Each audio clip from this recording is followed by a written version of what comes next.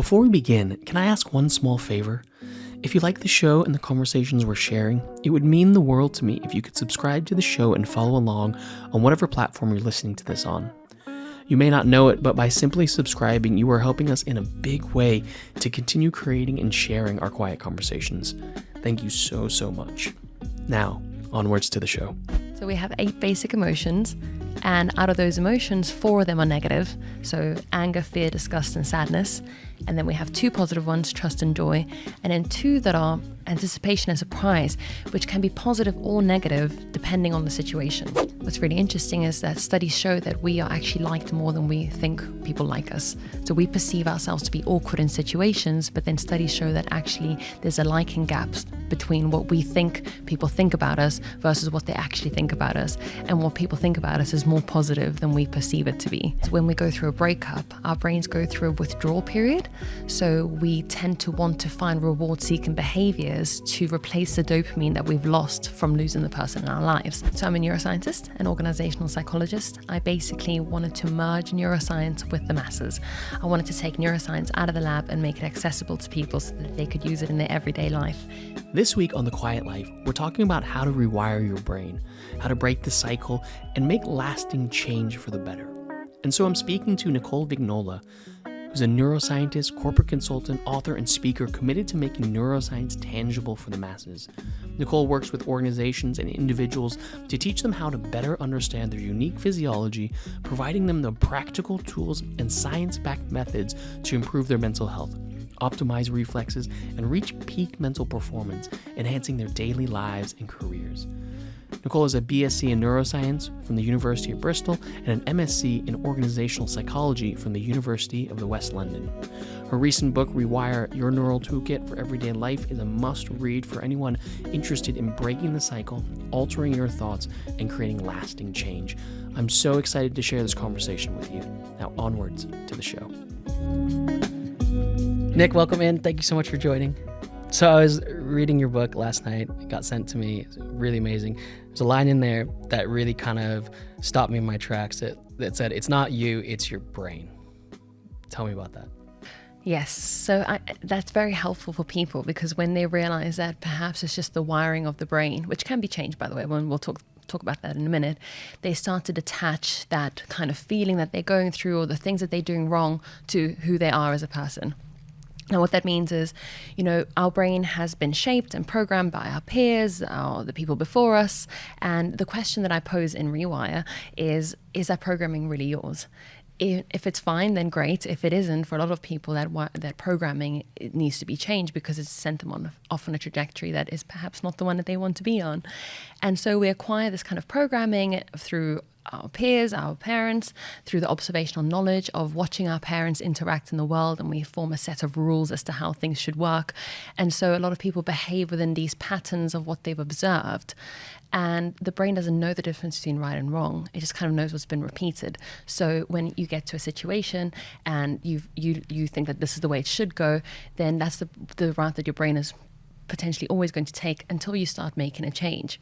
And the brain, again, doesn't know the difference between right and wrong, not morally anyway. Like the conscious brain does, but subconsciously neurons fire in sequence in the way that they know best. So they'll take the familiar route regardless of what that route is. And I think that's really fascinating. So actually, let's start this way. So you're a neuroscientist, and I thought that was really interesting. So especially for this in our show, obviously I'm a meditation teacher, and in many ways it's almost like 2 sides of the same coin, or essentially the different sides of the brain. Same coin. Yeah. Different sides of the same coin. Yeah, different sides of the same coin. Heads and tails. Right. Yeah, you're the heads, I'm the tails. And what's cool about that is that, for me, I always approach things on that conscious space of awareness. What do we know? How does this impact us? What imprints do we have of the past? What aspects of wisdom or philosophy that pass through us to help us understand? Maybe give us a little bit more insight into the world, but maybe more from a conceptual or a perspective point of view. What I love about neuroscience, and especially the way that you share it, it's not trying to go over your head. It's actually trying to go into your head to help you understand. Yes. Was that always how you came up? Were you kind of a big neuroscience nerd, or was this literally like something that became you as you got older? Well, I did have a little bit of a crisis in the beginning because I was thinking I really want to communicate neuroscience. So obviously I did my undergrad in neuroscience. I then decided I was going to do my master's in organizational psychology because I wanted to bridge that gap between organizations and individuals within organizations and just people in general and neuroscience. Bring that out of the lab and into the masses. And when I started Nicole's Neuroscience, my Instagram channel, it was a real tricky kind of thing where I didn't really know where I sat because I kept thinking I'm diluting this too much where a PhD in neuroscience is probably going to laugh at me and I don't have enough of, like a general population following me to justify this, but I'm just going to go with it anyway. So I was really diluting it a lot. And now I've got to the point where, yes, I dilute it so much and I just make it really tangible to the point where sometimes I think maybe it's a little bit too simplified. But I think that that's helpful for people because no one's going to want to read a neuroscience textbook. Otherwise they wouldn't buy my book. but I mean, not to disagree, I don't think you're diluting it because in the wisdom practices, it's always really important to understand that it only is valuable if people can digest Exactly. it, if people can apply it, if it makes sense to them. And so what I really think you're doing is you're actually teaching it. You're actually sharing it. Thank and you. You're giving that gift of it.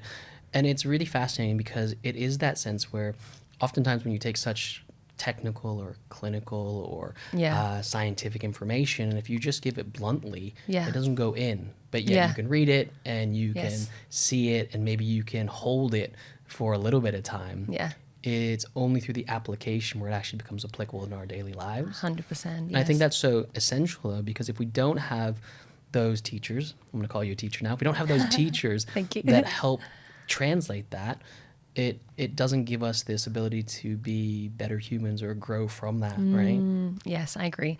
And I think that, I've done a good job with it in Rewires, making it really accessible because a lot of people that don't know my work on Instagram will hear about my book and they'll go, am I smart enough to read it? Or, I don't think I could buy that. I don't think I'm smart enough. But actually it's been, really simplified and there's so many actionable tools. And when I gave my book talk launch on Tuesday, there was a wide variety, over 400 people who came from different backgrounds. Not everyone followed me, and the feedback was that everyone was sort of able to digest it, which is so thank you for calling me a teacher because I feel like that's a big honor.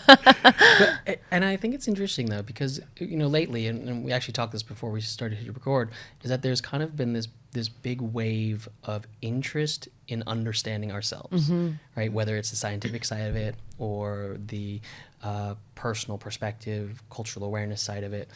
How do you think that's going? Well, the thing is, when you have knowledge, you can start to see it's not you, it's your brain. And then you detach because if you follow a particular pattern or a route and you know that it's not right for you or whatever, but you don't have the tools and the knowledge to how to change it, you're going to keep repeating those patterns, but then berate yourself for it and think that there's something wrong with you and that it's impacting your self-worth and your, sort of beliefs and core values. When you teach it like this, people start to kind of have that light bulb moment, that kind of like penny drop. And I go into corporations and I'll do speeches to a whole wide variety of people, and I can see like the penny drop on grown men's faces going, okay, I get it now. Can you give me an example or talk me through like a penny drop moment for someone? So we have, one easy one is the patterns thing. When I explain that your brain is essentially a database of information of what it's acquired throughout childhood and adulthood as well. And the brain doesn't know the difference between right and wrong. So if you, say, for example, come from an abusive household, you may follow the same patterns and not really understand why. But that pattern is familiarity to the brain, regardless of whether it's morally correct or not. And then, of course, there's all those feelings of it not aligning with your conscience because you know that that's incorrect, but you don't know how to change it. And a lot of people don't know that they can change. So neuroplasticity, for a long time, we thought was only applicable to children up until the age of 25. We now know that it's, we can do it. We have neuroplasticity well into old age. We're using neuroplasticity as a therapeutic intervention for dementia patients, for example. Now, we can't create new neurons, but we can create new synapses. And what that means is that we can recreate pathways and change them and shape them. And we can also undo them. So we can actually undo unwanted behaviors, patterns, thought patterns, and set these sets of rules that I've kind of spoken about. But we need to give ourselves grace because we've acquired those rules about how the world works in our formative years, where we have no say in whether something is right or wrong because we don't know the difference. I think that's really interesting and really great to hear because Obviously, in my line of work, we always come from the place of, let's call it, passed down shared understanding of how the self works. And in a meditation practice, what we often talk about is that, the reason that we have so many responses as adults, stress response, fear responses, is because of the micro triggers that we acquire, right, going through life. Right, we only we only are worried about a police car siren because we have that stored in our brain because we've had them go by our houses or we've seen them in movies. We have that understanding that siren means bad, or baby crying means worry, or dog barking means danger, or baby giggling means joy. That kind of operant conditioning, Yeah, and what's great, and obviously my background isn't your background, so it's great to almost see the connection between it in a way that helps to articulate it so it gives that rationale. I'll tell you a funny story. One of my teachers shares this story about the time that he went to, he was a meditation teacher, and he was lucky enough to have an audience with a very well-regarded spiritual teacher. Okay. And it was interesting, and he went, and at the time he was doing a lot of research, like trying to understand the rationale of the scientific understanding of meditation on the brain and its value for well-being. And so he went and he shared all of this. He said, look, Your Grace, this is really interesting. I'm going to help change the world by helping people understand scientific meditation's value. And then what was happening is that there was an interesting point that I'm paraphrasing a little bit because of the story. Go for it. Yeah, go for it. And he said, he pulled him in and he said, look, if you only share people scientific information without application or practice in their life, humans are naturally skeptical. So looking for things to not work. If you say that meditation will help you get 2 to 3 more hours of rest and sleep in your body, in your day, the moment they get 1 hour 45, they're going to say meditation doesn't work. But what's interesting about where we're moving to now is actually it's almost like you need both of those applications. You need the scientific understanding because the intellectual mind wants that sense of path of understanding for ease, but you also need the experience to prove it. Right? I think it depends, because there are some people who, and I'm very much, I know I'm a scientist, but I was having a conversation in here earlier actually about how it was the great Carl Sagan who said somewhere something incredible is waiting to be known. And we can't explain everything right now. Maybe we will in 100, 200 years time. And I think that some people can trust more and go by intuition. I'm doing meditation and it helps and I can see it. I don't need the scientific understanding. It will just be an additional if I do know, or they will discount the scientific because they actually believe in the meditation without it so much. So it depends on the person. And I think that what's great about having both is that we can target all audiences depending on what their needs are. One of the things that we talk about a lot in mindful practices is walking the line between trust and truth. Where do you sit on there? So I think truth, but there are some things you can't explain that I think come with trust. And I think thinking outside the box, whilst I'm a scientist, there's so many things that we can't account for in the lab. There's so many variables. You're studying people who are meditating, okay, but now they're in a scientific setting. Like, what's it going to be like if So, I think scientists need to also be able to look outside the box. And I think that there are some that can, and some that are very rigid with know that this is what the data is. And of course, the data is fantastic and we need it. But sometimes the data is also not indicative of the whole picture, and we can start to put together different variables and different research papers, and that all kind of amalgamate to an outcome. But I think that trust is very strong. You need to be able, but then that requires you to have, maybe been educated by someone like yourself who is trustworthy. How do you know? But I guess you would know intuitively if you. Yeah, I love the question, but I don't actually fully know what the answer is. And the reason I ask this question is there is no answer. It's one of those things that everyone weirdly walks the line in a way that gets back to the idea there's elements of truth that are necessary, and we have to trust in process and people. Otherwise we can't be humans. Yes. It's a really fascinating thing. Well, like I do breath work, quite religiously, almost every week. Not every week, but every week, but almost sort of 2 to 3 times a week. My partner's a breathwork coach, and the science around it is not that well established yet. We don't fully understand, but I know that it's amazing, and I have no fear of going into. I don't teach it; he teaches it, and I have a good friend of mine who teaches. I'd love to do some breath work with you one day, and I normally partner with people like that to bring breath work to, the masses alongside neuroscience. But it's not fully established. But that's where my trust is, because I know that there's been benefits, and you can see that there is clinical data to show that there are benefits. We just don't fully understand why. Yeah, and I think that's so important, because I do think in today's day and age, there is a lot of lean towards what's the evidence, what's the proof, how does this make sense? And that usually comes from the skeptical, intellectual mind looking for the return of investment in their time. Yes. We're so time poor that says, prove to me that this is valuable and I'll do it. Yes. One perspective. But one of the things that I find is really interesting is that to bypass the intellect is the experience. If you give people a human experience where they can feel something, then all of a sudden, oftentimes we don't need the evidence or the proof because you've experienced it. I think it's also how you place it. Yeah. So if I come in as a neuroscientist and I say, breath work is amazing, there's so much data, it's this is what it does exactly, and then it doesn't turn out to be true, then there's something wrong with that. If I'm a scientist and I'm coming in and I'm saying, look, anecdotally, from what we know, this is the idea, try it for yourself. There may be some reservations around this sort of subtype of people. Maybe I know that there's some potential dangers for individuals that need a facilitator rather than doing it by themselves because they may have trauma in the body. So, but it's how you present it. You can't say this is the thing for everybody and anybody, regardless of where you've come from. It will fix you. But so it's again just shaping it in the correct way. So, and I think that's really good to acknowledge those things, because I do think there's an element of, especially if you take a practice like breath work, there is an element of experience that can be so valuable, but the considerations around it are necessary, right? Yeah. And that has those effects of how we respond to it, how it affects us personally. Is it right for us? Are we in the right headspace for it? Do we have the capacity to deal with it? Are we being facilitated in the way that support that?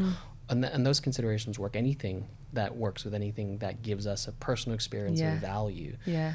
And I think it's really fascinating. But what I do appreciate the fact is, as a scientist, as a neuroscientist, you find value in things that don't always need to be proven on the spot.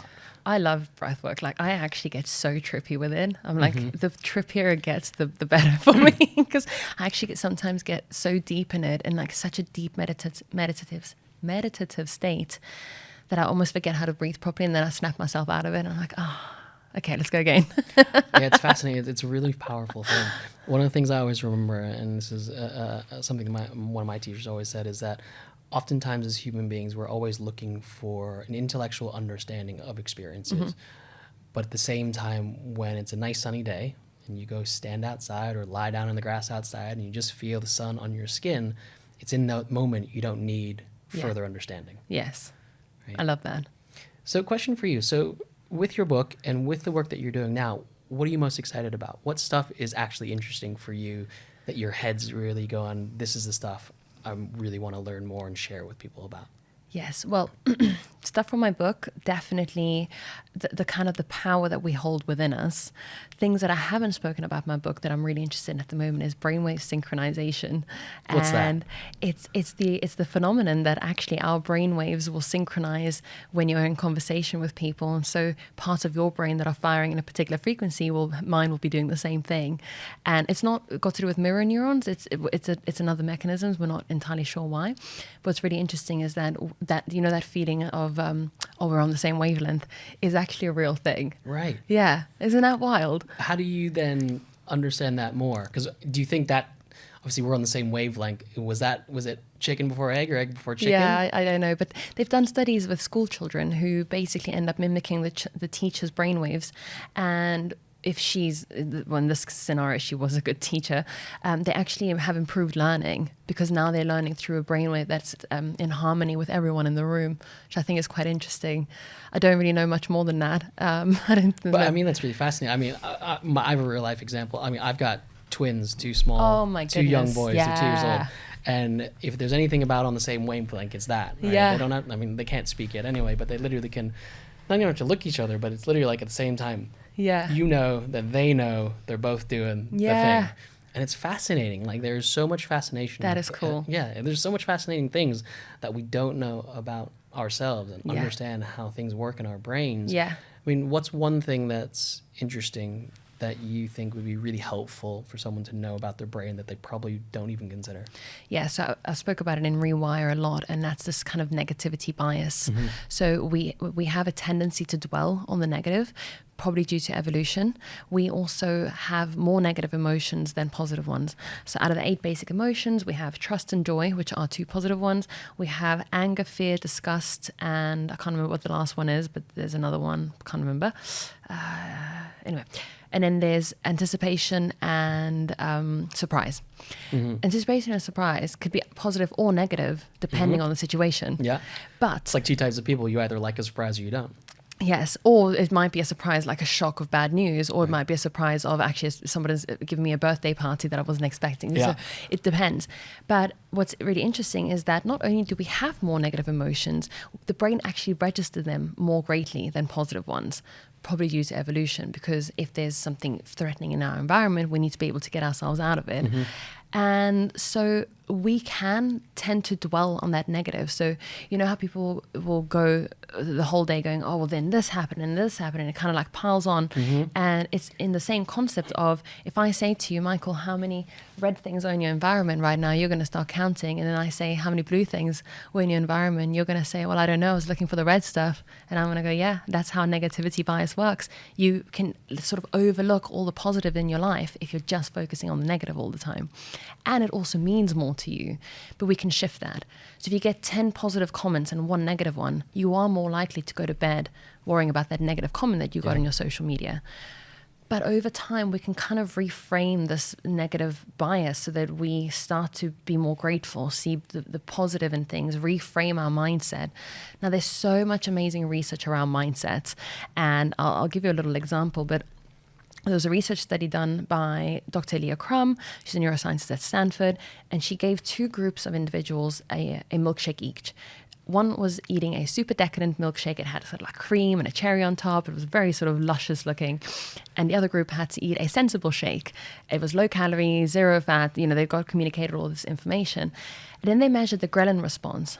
So ghrelin is the hormone that tells you if you're hungry or not. So if you haven't eaten enough, there'll be high levels of ghrelin in your system. They measured ghrelin, and the individual that drank the sensible shake, the low calorie one, had higher levels of ghrelin, which is what you would imagine when you eat less. Yeah. But what's interesting is both shakes had the same amount of calories. Right. But based on their perception of what they were ingesting, their physiology changed. So if we perceive the world to be negative, and of course sometimes it is, and I don't want anyone to sort of plaster it with some toxic positivity, but I just want people to kind of assess their life and just see, are they diverting to that negative all the time because it's an automatic pattern that they've observed. I used to go through my life just sort of like huffing and puffing and complaining all the time, to the point where an old flatmate of mine said to me, I actually don't want to hang out with you because you complain so much. And I was shocked. I was like, what? A bit offended. Yeah. What? And then after he said that, I was like, you know what? I actually do. And I started paying attention to all the times I complained. I hardly ever complain now. But it had to become aware in my system that that was a thing. And I'm glad he did that, even though I was really sort of deeply hurt at the time and embarrassed. Now it meant that I could change it. And that's the thing with that negativity bias, is like giving people that understanding and hope that if that is what you do and you jump to assumptions like, I'm not good enough, I can't, I could never, I don't deserve the promotion, you can change that, and you actually should. Yeah, and I think it's so important, and it is one of those things that too often we can easily jump to what is negative, but then you get the flip of it where people are always telling you, you know, whether it's a mentor or a coach or a guide, someone going, change, you can do this, you can do this. But it's actually what you're saying. It's the point of awareness. Like, do you have an ability to just first be aware of it? Because it's from that place of awareness we then have the opportunity to do something from it. Mm-hmm. So for you, like, what's a practical application? Like, what is that mechanism to be aware and then change if you find that someone is in this kind of negative bias kind of whirlpool? Okay, so there's a couple of things, and I think you're going to like the first thing I'm going to tell you, and that's the physiological sigh. Yeah. So double inhale, long exhale. Yeah. I'm sure your community knows it, but let's do it once just so that everyone can see it if there's any new watchers on here. So inhale twice through the nose, pause at the top, long exhale through the mouth. We'll do 2, okay? Okay. So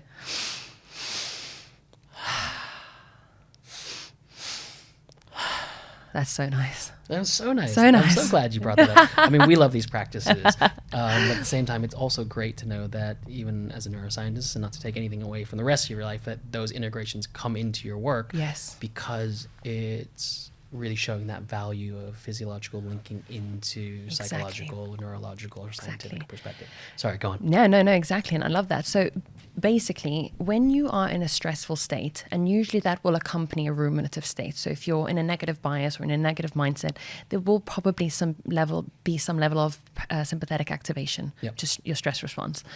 So when you're in those states, you can't really reason with yourself. It's like just saying reason with why there's a lion in your vicinity. You're not going to do that. Your brain and body are designed to run, fight, flight, freeze from the situation, not try and understand why the lion is there in the first place. And then even worse, you can't toxically positive say, oh, it'll all be fine. You're going to run. You're going to run, or you're going to sort it out.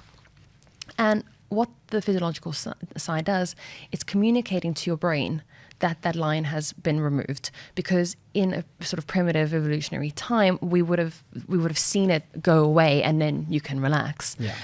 Obviously, we have things in our lives like emails and sirens and things that keep our stress response up.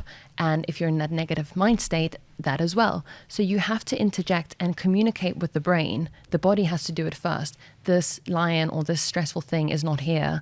Calm yourself down to a parasympathetic state. The physiological side has been researched, and they've seen that it's the quickest way to regulate your central nervous system back down. Now, what's really interesting is we have part of the brain that's called the midbrain. It's quite primitive. It regulates breathing rate, heart rate, etc. And that is why when you're stressed, you'll huff and puff and you'll sigh. You know, you're like, it's actually a good thing. We've associated with as a negative thing as humans because, I don't know, we're just like that sometimes. Everything's a negative. Yeah, but it's actually a really good thing. And what we can do with that physiological sigh is kind of fast track that breathing sigh that we would normally do, because your brain will do that subconsciously to try and dump the carbon dioxide and say we're not stressed. And that's a good way to kind of interject those thoughts, because you need to first come to a parasympathetic state before you can reason. Now, the other thing is when you're in that ruminative negative sort of states of thinking, that resides in an area of the brain called the default mode network. Now, the default mode network is a network of brain areas, but they reside in a big space. They take up a lot of cortical kind of real estate in the mind. And they have thoughts that are responsible for internal mind wandering, creativity as well, but self-referential information or autobiographical memories, pondering the past and future. But they can sometimes be wired in a way that's more ruminative, worrying about the future, worrying about what people think about you, worrying about yourself, that negative self-referential information. But the thoughts are spontaneous and incohesive. They don't have a beginning and an end. They just kind of run around in your mind. And you know that feeling, right?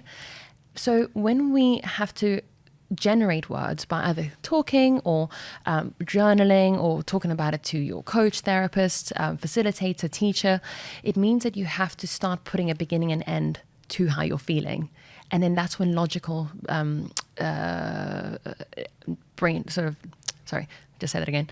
That's when the prefrontal cortex, which is responsible for logical thinking and more kind of reasoning, gets re-engaged. So you're generating a smaller part of the brain that is required to be used in the instance of trying to figure out how you're actually feeling and communicating that. And that snaps you out of that default mode type thinking. This is great for me because what I love about this, and people who obviously know me or know our work at Just Breathe, these are all the things that I say, not in that language. but because what we talk about in the practice is a lot of times when you get in these heightened states of unreason, brain starts to chatter, mouth falls open and words fall out. One thing I always say to people is you need to talk with full stops, not commas. Yes. Right? Because that's the thing, that when people get into that fear state or uncertain state, it becomes a run-on of thought because there's no certainty that or validation that who they are or what they are or what they're talking about is okay. So they keep adding more. It's interesting that you brought up the physiological side. We call it the P side just because it's shorter and seems to be easier. When we talk about the P side, what's great is that even recently a lot more research has come out about it. A lot of the evidence and the support about it. It does that work exactly what you're saying, and it's that type of thing. if I was really frustrated or upset, and all of a sudden, Nick, you were like, "Hey, Michael, just relax for a second." Most people are like, "That doesn't matter." It's like, who are you telling me to relax? That's not helpful. Yeah. And when we talk about the PSI, it's one of those things that when you do the double inhale, what I tend to tell people is you want to think about it. It's like the two inhales are, "Hey, you," and then the exhales, "Relax." So it's kind of like you're reminding yourself, because you're doing an intentional technique. You're doing a physiological shift using technical maneuvers or manipulations of the breath. You're almost telling yourself, "Hey, you, relax. Hey, you, chill out." I love that. And what's cool is that when I teach that and I share that with people, when you say do the PSI, you're almost saying without saying, tell yourself to relax, because if I do it, it's not going to be working. It's not going to be helpful for you. Yeah. But regardless of, let's say, the mechanism of delivery, it is so great that there's physiological, technical things that are proven now and supported by the science or by the evidence. But ultimately, we all feel that we can shift into parasympathetic response, we can downregulate, and then, as you said, which I love, is then we're in a state of reasoning with ourselves. Yeah, you're hacking your system to fast track what would happen later anyway, but just sooner. And then when you have done that, generally speaking, your thoughts and your reasoning will mean that you assess your thoughts with more kind of logic, less catastrophizing, going that route. I was giggling because I have a Belgian Malin one. She's a bit nuts, and she sometimes bothers my other dog, who's much older than her. And I always go, "Hey, Max, relax." Which is so funny because my partner actually wants to get that as a tattoo, like, "Hey, Max, relax." So that was going to remind me of the physiological side every time. So good. It's so good. No, I mean, and that's always, even like for us, like that's where like the whole idea of like just breathe came from, because it's funny though, and obviously, like, I mean, as a community and organization, it's been around for almost a decade now, and it was always that thing of like the amount of times you hear someone say, "Hey man, just breathe." It's that thing of like, it's so prevalent, like ever since like we've set up the community and stuff.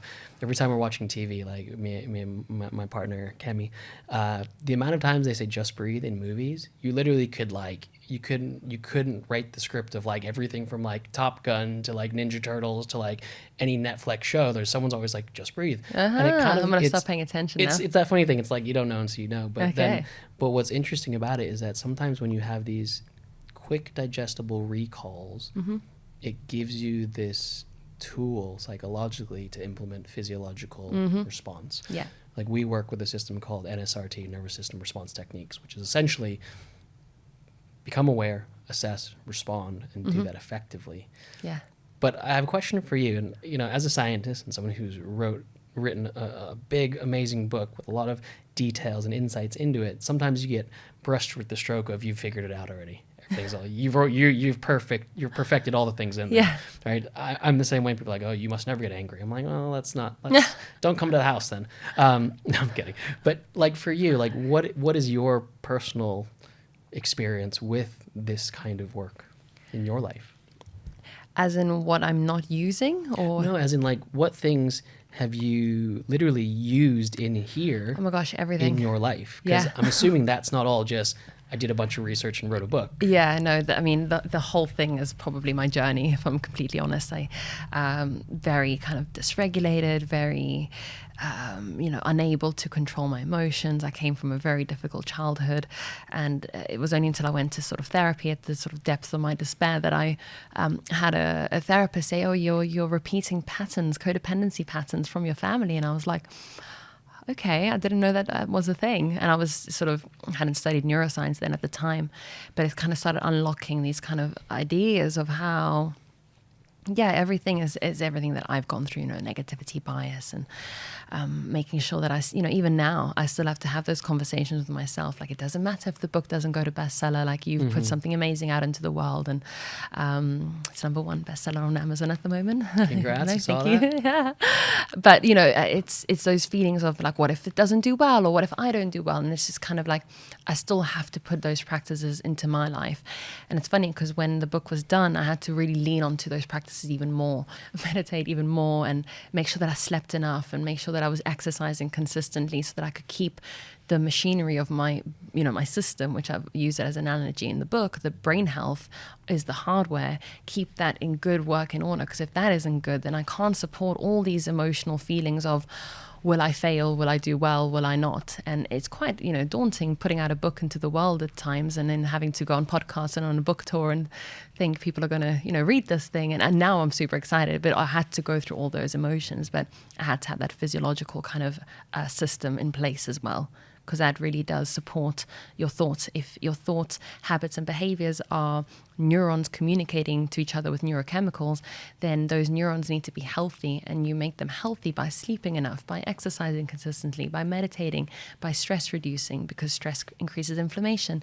And inflammation, interestingly enough, actually has pro-depressive effects on the brain. When we're stressed, we release kynurenine. Kynurenine crosses the blood-brain barrier and has pro-depressive effects on the brain. Not only that, but under the pathway of inflammatory cytokines, the serotonin pathway, instead of creating serotonin, gets diverted into more kynurenine. Now, kynurenine, as I said, is pro-depressive. But when we exercise, that mechanistic movement of you contracting and relaxing your muscle releases muscle-based proteins called myokines. But they also release enzymes that break down kynurenine into kynurenic acid, which can then be expelled by the body.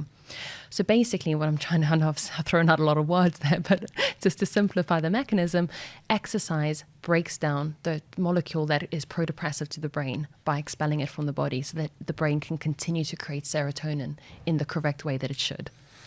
And what's really interesting about that, and you've essentially just defined a really good understanding of why physical health, well-being is important when you come down to a muscular level. And I find that actually really serendipitous for this year, because obviously this year for Mental Health Awareness Week, they have a theme. I'm sure you know this. Every year there's a different theme, whether it's loneliness or anxiety or community support. There's different themes that they lean into towards as kind of the platform which can create conversation or create more awareness around different mental health topics. Interesting enough, this year's one was movement, which was probably the first time in a long time it wasn't just another thing, if that makes sense. It wasn't just another state of being. Yeah. And I found it really fascinating because I was having a conversation with one of the producers and one on our team, and they're like, it's really interesting. And they're like, oh, that seems odd. And then I said, it's not odd, it's different. Right? What's odd? Odd that it wasn't, the theme was anxiety. Okay, or fine. it was odd that it wasn't kind of your considerably typical issue. Okay, right? I like and that. it was almost like someone on the mental health awareness team, or whoever does the theming team, the person, the naming team, them, was like, let's look towards proactive change. Let's look towards benefit, as opposed to maybe just highlighting issue or highlighting need. I'm gonna say those things are valuable and needed, but what is great is that movement, exercise, whatever you do to help the process that you just explained. I'm not going to try to, by all means, read any of that, but the movement helps to actually better our mental health and well-being. Yeah, and just to really simplify, but to rein the point home, is that we have a direct line of communication from our muscles to the brain. And these myokines, these proteins that we release when we put the muscle under tension, have a direct effect on the brain. Some of these are mood boosting, some of them are anxiolytics, so they reduce anxiety in parts of the brain that are responsible for triggering an emotional response. They have sort of abilities to increase the cell survival of the synapses and the neurons. So yeah, it's not even just like, they're connected. They are physically connected through the muscle-brain axis, which we know of the gut-brain axis, and we now know that there's a muscle-brain axis, which is wild. Exhale is a choice to take control of your mind and mental health. Welcome to the Just Breathe course for breathwork and meditation, our 6-week program to help you breathe better, reduce stress, and regulate the nervous system. Hi, I'm Michael James Wong, meditation and breathwork teacher and founder of Just Breathe. And my life's work is dedicated to helping as many people as possible quiet the mind using the power of breathwork and meditation. And that's why I created Exhale. This course brings together my 20 years of experience studying, sharing, and teaching these practices in the real world. Inside the course, you'll gain instant on-demand access to over 100 plus videos, lectures, technique tutorials, and guided breathwork and meditation practices dedicated to helping you create a personal and powerful ability to respond to any and all of life's big and small stressful moments. In this course, you'll learn my unique perspective and agnostic approach to help quiet the mind and regulate the nervous system. Each week during the course, you'll be invited to join our live Zoom sessions where I'll share and discuss with you both the science and the wisdom of these quiet practices. And even more, I'll be joined by some of the world's most well-respected psychologists and neuroscientists to help us understand even further. We'll talk about the nuances of stress, the science of stimulation and how we regulate the nervous system, and how to rewire your brain for the better. And what I love most about this course is you're not just joining me, you're joining a community of like-minded people all around the world who are dedicated to learning more, building their personal practice, and understanding how to use breathwork and meditation to change our lives for the better every single day. As a reminder, you'll get on-demand and lifetime access to the course material. You'll have access to 100+ video lectures, techniques, and practices. And you'll have 6 weeks of live talks and lectures and learnings with me on breathwork and meditation. You'll have 3 amazing talks with some of the world's most well-respected psychologists and neuroscientists.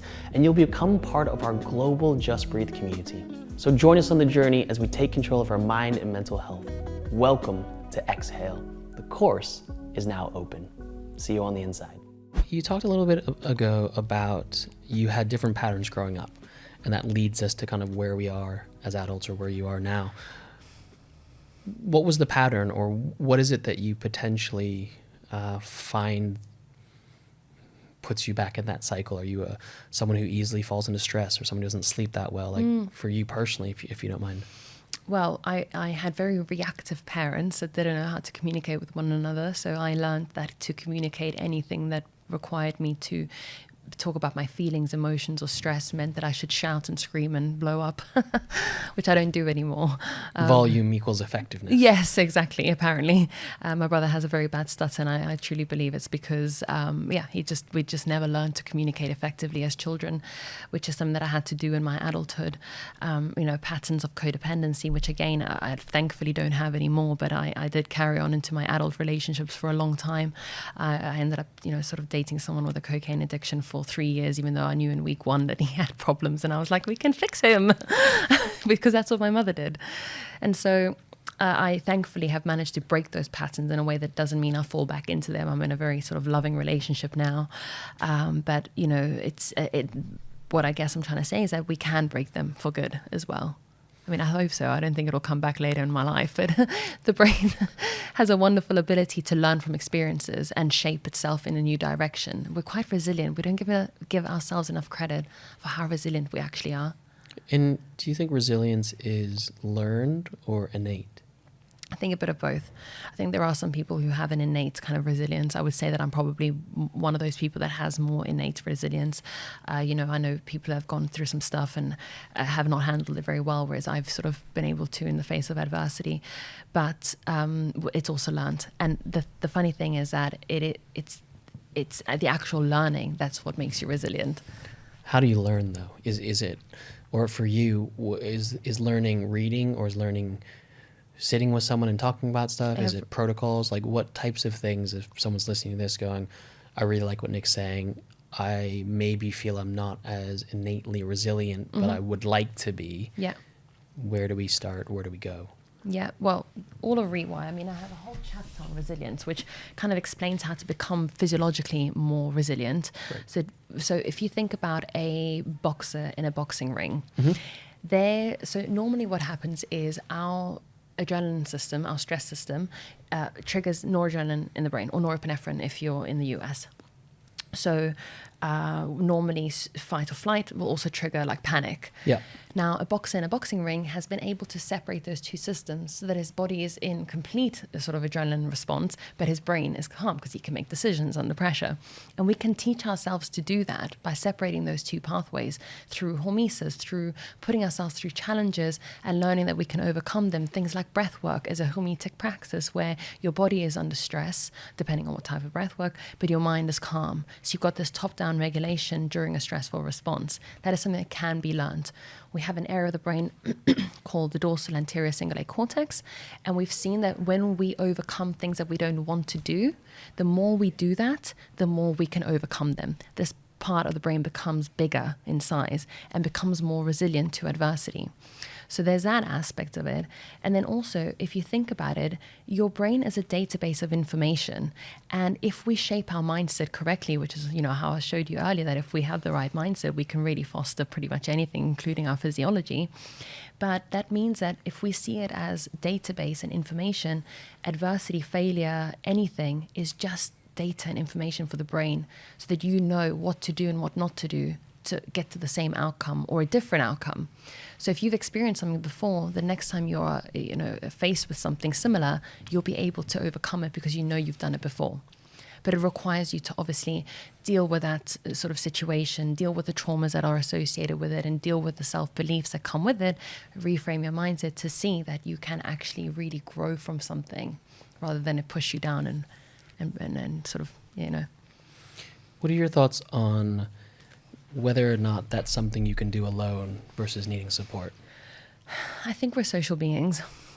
And I think, to some degree, even if you are doing it alone, you're probably not doing it alone because you're listening to other people, you're reading other people's books, you're reading papers from other people's research, and in a way that shows us that we are connected all through human sort of touch. And, some people could, go, I did a lot of yoga by myself and a lot of spending of time alone. I did some therapy, but I know people that are in therapy for years and are absolutely fine. They've dealt with their stuff, but they want to continue going. I'm personally not one of those people, so I think it all does depend. But ultimately, I think what it comes down to is that even if you are doing it alone, you probably are with somebody. Yeah, I love that. When you were saying that if you are cultivating that kind of resilient nature, those practices of, and you mentioned needing to put yourself in the face of adversity. Obviously, stepping into a boxing ring is, let's call it an extreme example of that. But if someone's at home kind of listening, going, okay, well, I need to put myself in the face of adversity, what might that mean on a practical daily? Yeah. Varying degrees. Let's go extreme. Let's say you have agoraphobia and you're scared of going outside. Yeah. You're not going to be able to deal with that fear by staying inside all the time. You're going to exacerbate that feeling. Of course, you probably need the help of a professional to help you get to the point where you can leave your door. But it could even be something as simple as keeping those promises to yourself. So I said I was going to go to the gym. I really don't feel like it, but I said I was going to go. So I'm going to go, because that is how you build that resilience to go doing things that you don't want to. If you're somebody, I can do an ice bath. I actually, frankly, quite like it.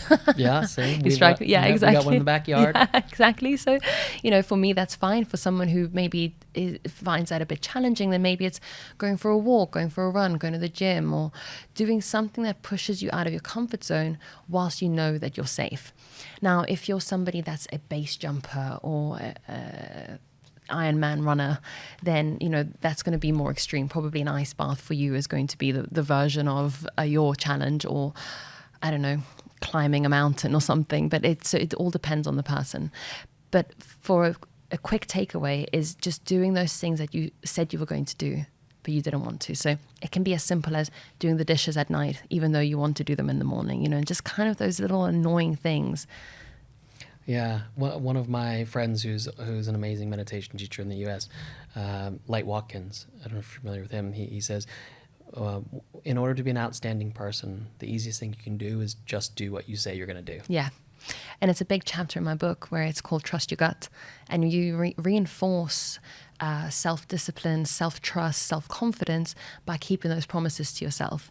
So if you've said you're going to go to the gym at 6, then you have to get up and do it, because if you don't have your own back, then there's some kind of blocks that are broken in the system. You need to be able to trust yourself so that you can then go on through life doing the things that get you to your goals and push you out of your comfort zone.